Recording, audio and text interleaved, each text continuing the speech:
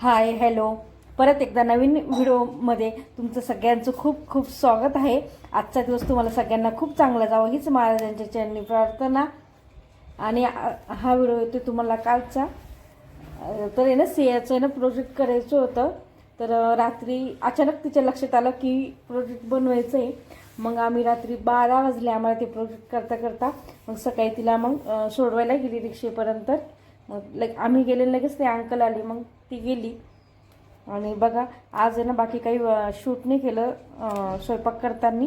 इकडे बघा आपलं छान असं साधं सिंपल वरण भात आणि इकडे छान अशी उसळची भाजी तयार होत होती. एकीकडे वरण उकळत होतं आणि भात पण झालेला होता. आपल्या पोळ्याच बाकी होत्या. आणि आता आहे ना पाडवा जवळ येत होता ना, म्हणून मग घरातली थोडीशी साफसफाई पण चालू आहे. त्याच्यामुळे मग थोडंसं स्वयंपाकाला लेट होतं आहे. कारण की कसं सिया गेली का थोडंसं घरातलं काम आवरते आणि मग बाकीचं आपलं रोजचे काम आवरून घेते आणि मग स्वयंपाकाला लागते. त्याच्यामुळे थोडंसं लेट होतं आहे स्वयंपाकाला.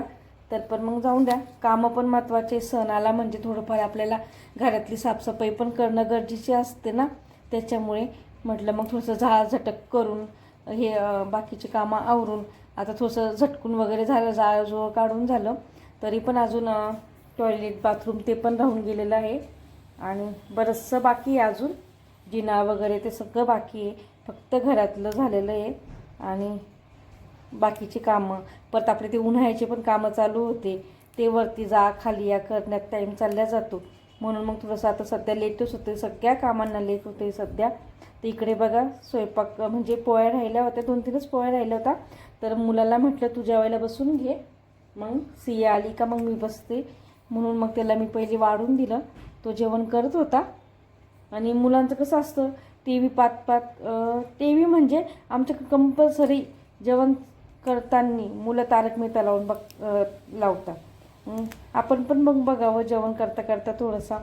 ते मुलांमुळे ना मला पण सवय लागून गेली जेवण करताना तारक मेहता बघायची.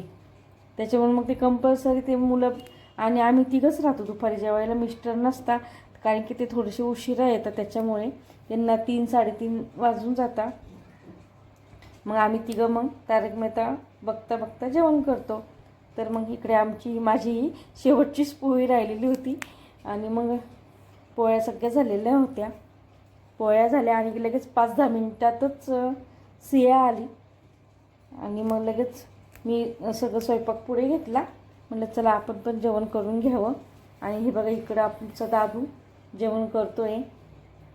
आणि थोडासा पसारा इग्नोर करा कारण की आपलं घर थोडंसं छोटं आहे ना, त्याच्यामुळे मग पसारा होऊन जातो आणि थोडीशी कामं चालू आहे त्याच्यामुळे.